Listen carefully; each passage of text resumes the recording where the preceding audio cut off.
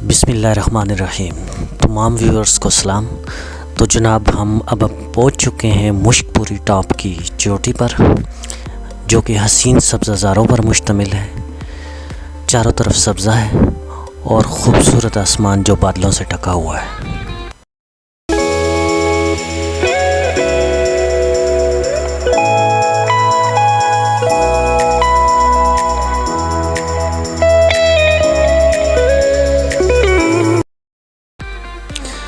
जब आप 3 किलोमीटर की सख्त हाइकिंग के बाद मुश्कपुरी टॉप पर पहुंचते हैं तो इन हसीन सब्ज़ारों सब्ज़े की मखमली चादर को देखकर आपको ये एहसास होता है कि मेहनत रेगान की जो मुश्कपुरी टॉप की चोटी तक आने के लिए सख्त मुशक्क़त की गई, उसका सिला मिल रहा है।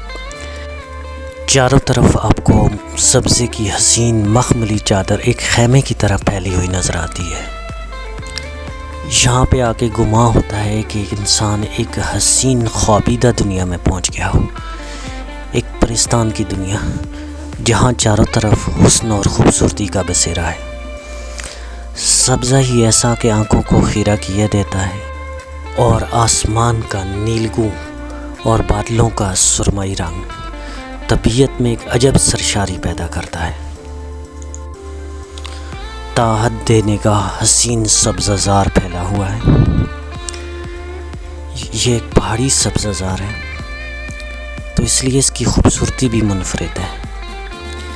हसीन सब्ज़ार और हसीन वादियों का ज़िक्र हो और फूलों का ज़िक्र ना हो तो इनका ज़िक्र अधूरा रहता है। खूबसूरती फूलों की ऐसी कि आंखों को चकाचौंध कर रही है।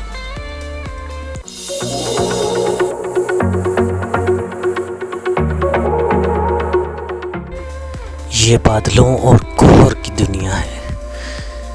यहाँ पे बादलों और कोहर का बसेरा होता है। गोया बादलों ने इस हुस्न को अपने दामन में लपेट लिया हो और यहाँ ये बच्चों की तरह अटकेलियाँ करते हुए इधर उधर आते दिखाई देते हैं। कभी पहाड़ों की ढलानों पे उतरते महसूस होते हैं तो कभी चोटियों को अपनी लपेट में लेते नज़र आते हैं।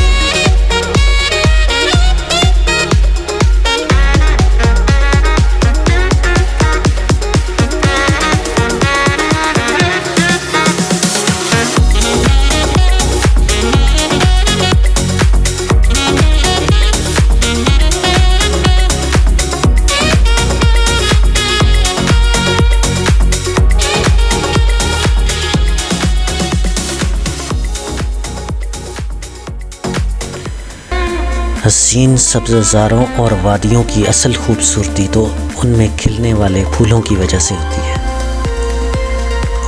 और इन वादियों में अनवाउ अक़साम के फूल पाए जाते हैं, लेकिन बसंती रंग के फूल ऐसे फूल होते हैं जो इन कोहसारों और वादियों की खूबसूरतियों में नुमाया इजाफ़ा करते हैं, इनकी खूबसूरती को चार चांद लगाते हैं और ऐसा माहौल बनाते हैं और ऐसा नज़ारा देते हैं जो कि तबीयत को मसहूर करके रख देता है।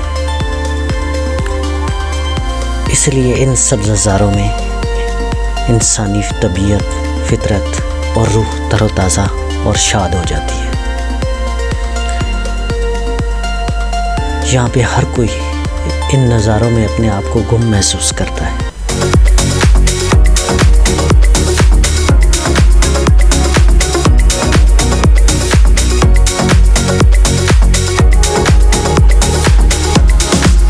मुश्कपुरी टॉप की हसीन चोटी ऐसे सब्ज़ारों पर मुश्तमिल है जहाँ आपको काफ़ी वसअत मिल जाती है, जहाँ आपको काफ़ी वसी और इस जगह मिल जाती है, जहाँ आप मनपसंद अंदाज से इस खूबसूरती से लुत्फ़अंदोज़ हो सकते हैं। क्योंकि मुश्कपुरी टॉप की चोटी एक वसी एरिया पर मुश्तमिल है।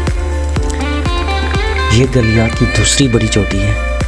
इसके मुकाबले में मीरंजानी की जो चोटी है वहाँ पे आपको निस्बतन कम स्पेस मिलती है और सब्ज़ार की बजाय दरख्त ज़्यादा मिलते हैं। अगरचे ये दोनों चोटियाँ अपनी खूबसूरती में एक मुनफरिद मुकाम रखती हैं,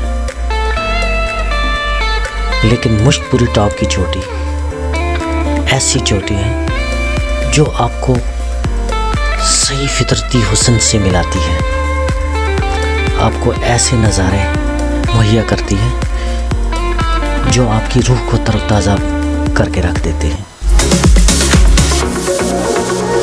मैं जिन नज़ारों का जिक्र कर रहा हूँ अभी आप इनको मुलाहिज़ा कर सकते हैं और इनकी खूबसूरती का अंदाज़ा भी लगा सकते हैं।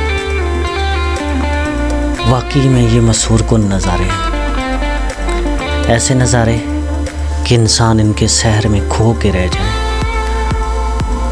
और इस हालत से बेगाना हो जाए कि इंसान कहाँ मौजूद है। सामने का नज़ारा आप मुलाहिज़ा कर रहे हैं, पहाड़, बादल और पानी की एक छोटी सी झील और चारों तरफ पैनोरामिक अंदाज में फैली खूबसूरती और इस खूबसूरती पे छाया कोहर, एक तुनलका, ऐसा तुनलका जो इंसान को एक ख्वाबीदा दुनिया में लेके जाए। हमने पहले भी हसीन फूलों का जिक्र किया था, लेकिन इस सब्ज़ार में आप मुख्तलिफ रंग के फूल देख सकते हैं। नीले रंग के फूलों की खूबसूरती की तो क्या बात है, और ये मैरून रंग के फूलों के बीच में खिले हैं तो दोनों रंगों का इम्तिजाज या तज़ाद एक हुस्न का एक अजीब तासर दे रहा है। यहाँ चारों तरफ आप देख रहे हैं कि मन चले कुदरत के हसीन नज़ारों में महव, बल्कि अपने कैमरों की आँख से इनको कैप्चर करने की कोशिश में मसरूफ़ नज़र आते हैं, इन हसीन नज़ारों को मुक़य्यद करने की कोशिश में नज़र आते हैं। हर कोई अपने आप से बेगाना है,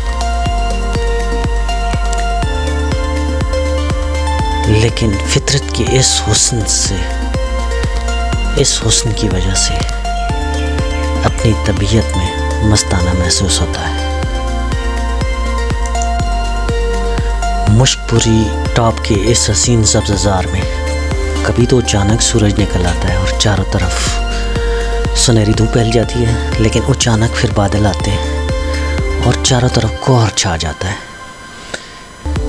ऐसा लगता है जैसे जाड़े की धुंध छाई हो, और जब ज़्यादा गहरी धुंध छाती है तो ऐसा लगता है कि शाम का मंजर हो, और यहाँ मनाजिर बदलते रहते हैं।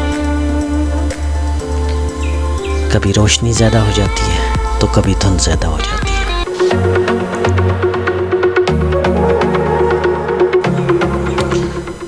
मुशपुरी टॉप के हसीन सब्ज़ार में हमने कुदरत की मायत में कुछ हसीन लम्हात, लेकिन हमारे पास वक्त की कमी थी। चूँकि हम दूर यानी अटक से तशरीफ़ लाए थे और एक टूरिज़म सर्विस के साथ थे, तो वक्त की पाबंदी भी लाज़िम थी। तो चुनांचे हमने वापसी गिरा ली, और जब वापसी गिरा ली तो हमें भूख का एहसास हुआ। तो हम दामन में डोंगा गली में वाक़या एक रेस्टोरेंट में पहुँचे और वहाँ पे पहुँच के हमने लंच तनावल किया। इस दौरान जब हम यहाँ बैठे तो काफ़ी हद तक जो हाइकिंग की थकन थी वो दूर हो चुकी थी, लेकिन डोंगा गली के बाज़ार में भी खुनकी थी। बादलों और धुंध का राज था और चारों तरफ खुनकी और ख़ूबसूरत मनाजिर थे। यहाँ से फारिग होकर हमने वापसी गिरा ली। तो व्यूअर्स, आप हमारे इस सफ़र की इस सीरीज़ की पिछली तमाम वीडियोस मुलाहिज़ा कर सकते हैं और इस सिलसिले में अपने फीडबैक और कमेंट्स का इज़हार भी कर सकते हैं। अगर हो सके तो हमारे चैनल को लाइक, शेयर और सब्सक्राइब ज़रूर कीजिएगा। आपकी फ़ीडबैक हमारे लिए बेशकीमत है और हमें अपने काम को मज़ीद संवारने में मदद देगी।